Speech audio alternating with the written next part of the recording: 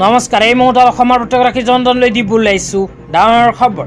তো যিসকল মানুহে ভিডিঅ'টোত ক্লিক কৰিছে অনুগ্ৰহ কৰি ভিডিঅ'টো স্কিপ নকৰি প্ৰথমৰ পৰা শেষলৈ চাই থাকিব, কিয়নো এইটো ভিডিঅ'ৰ মাজত কৃষকসকলক ৭,৫০০ টকা প্ৰদানৰ পৰা আৰম্ভ কৰি ৰেচন কাৰ্ডলৈ কেইখনমান গুৰুত্বপূৰ্ণ খবৰ আপোনালোকক প্ৰদান কৰিম।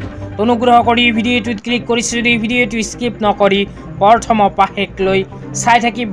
লগতে মোৰ চেনেলত নতুন হ'লে প্লিজ চেনেলটো ছাবস্ক্ৰাইব কৰি মোৰ লগত থাকিব। তো বলক ভিডিঅ'টো আৰম্ভ কৰি আজি প্ৰথমটো গুৰুত্বপূৰ্ণ খবৰৰ বিষয়ে বিস্তাৰিত জানি লওঁ।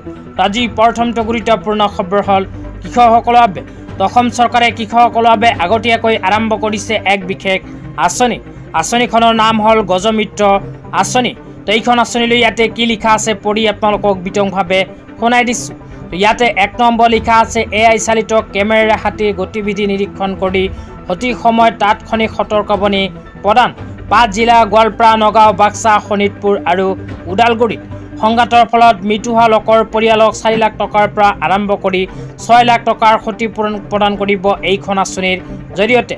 আৰু বনৰীয়া হাতীয়ে যদি কোনো কৃষকৰ খেতি বাতি নষ্ট কৰে তেন্তে এইখন আঁচনিৰ জৰিয়তে ৭,৫০০ টকাৰ পৰা আৰম্ভ কৰি অসম চৰকাৰে ৮,০০০ টকাৰ আৰ্থিক সাহায্য প্ৰদান কৰিব। তাৰপিছত লিখা আছে হাতী মানুহৰ সংঘাতৰ নিৰ্মূলৰ বাবে অসম চৰকাৰে আৰম্ভ কৰিছে গজমিত্ৰ আঁচনি।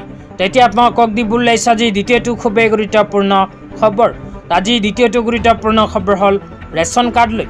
তো আপোনালোকে মোবাইল স্ক্ৰীনত চাব পাৰিছে ৰেচন কাৰ্ডলৈ এনেকুৱা এক বিশেষ খবৰ ইতিমধ্যে আমাৰ হাতত আহি পৰিছে। ইয়াতে লিখা আছে ৰেচন কাৰ্ডৰ হিতাধিকাৰীসকললৈ গুৰুত্বপূৰ্ণ খবৰ। শীঘ্ৰেই কৰক ৰেচন কাৰ্ডৰ eKYC। সুলভ মূল্যৰ দোকানতে আছে eKYCৰ সুবিধা।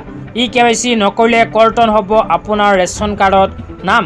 eKYC কৰাৰ বাবে লাগিব ৰেচন নম্বৰ আৰু আধাৰ কাৰ্ডৰ নম্বৰ।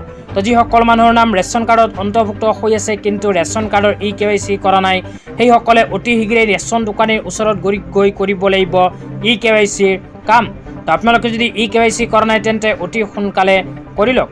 তো eKYC কৰিবলৈ ৰেচন কাৰ্ডৰ নম্বৰ, আধাৰ কাৰ্ডৰ প্ৰয়োজন হ'ব। আপোনালোকে এই দুখন প্ৰমাণপত্ৰ লৈ নিজৰ ৰেচন দোকানীৰ ওচৰত গৈ eKYCৰ কাম সম্পন্ন কৰি লওক। তেতিয়া আপোনালোকক দিব ওলাইছে আজি তৃতীয়টো খুবেই গুৰুত্বপূৰ্ণ খবৰ।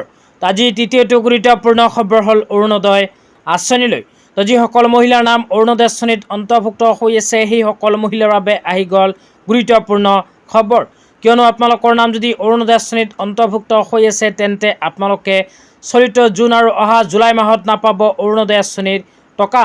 তো অহা আগষ্ট মাহৰ ১ তাৰিখৰ পিছত আপোনালোকে নিজৰ নিজৰ বেংক একাউণ্টত আকৌ নতুনকৈ অৰুণোদয় আঁচনিৰ টকা পোৱা আৰম্ভ কৰিব। তো আজি ইমানেই। ভিডিঅ'টো চাই কেনে পালে নিশ্চয় এইটো ভিডিঅ'ৰ কমেণ্ট বক্সত কমেণ্ট কৰি জনাই দিব।